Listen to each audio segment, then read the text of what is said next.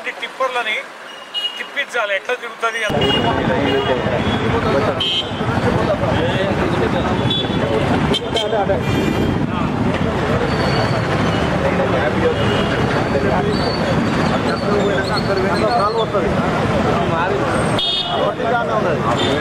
మహబూబాబాద్ జిల్లా కేంద్రంలో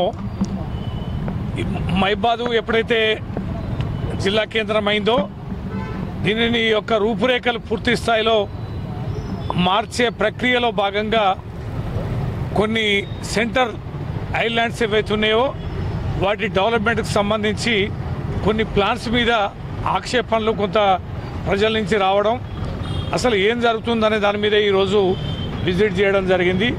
మరి ప్రజలకు ఇబ్బంది కాకుండా అభివృద్ధిలో భాగంగా అందానికి అలంకరణ కూడా ఈ పట్టణం అవకాశం ఇవ్వాలి కనుక అభివృద్ధి కార్యక్రమంలో భాగంగా వాటిని కూడా చేర్చాలి, అదే రీతిగా ఇబ్బంది కూడా జరగకుండా ఉండొద్దనే ఉద్దేశంతో ఈరోజు చర్యలు చేపట్టడం జరిగింది.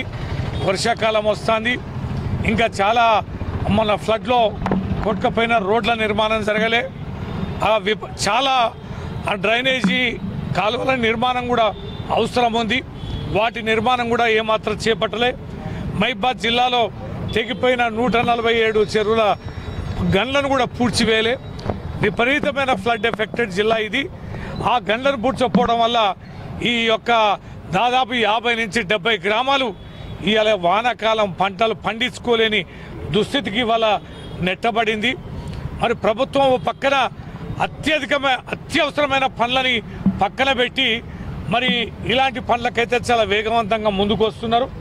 వీటికి కూడా అవసరం కూడా చాలా ఉన్నా కూడా ఇటు డ్రైనేజ్ కానీ, ఆ తర్వాత పోతే తెగిన రోడ్లను కానీ, తెగిన చెరువు కట్టలను కానీ వెంటనే నిర్మించాల్సిన అవసరం ఉంది. రోడ్డుకి అడ్డంగా వాహనాలు తిరగలేనంత ఇబ్బందికరంగా కూడా కట్టడం వల్ల యాక్సిడెంట్లు అవుతున్నాయి.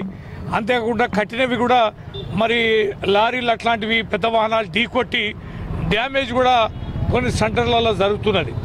రోడ్లేమో వెడల్పుగా లేవు, పాత రోడ్లే ఉన్నాయి. ఇంకా పట్టణ ఆవల రోడ్ల నిర్మాణం అనేది జరగలే, ఇంకా రింగ్ రోడ్ నిర్మాణం కూడా జరగలే, కొత్త రోడ్ల నిర్మాణం జరగలే కనుక విపరీతమైన ఈ ఒత్తిడి ఉన్న సందర్భంలో ఈ సెంట్రల్ ఐలాండ్స్ కట్టడం అనేది కాస్త ఇబ్బందికరంగా ఉంది.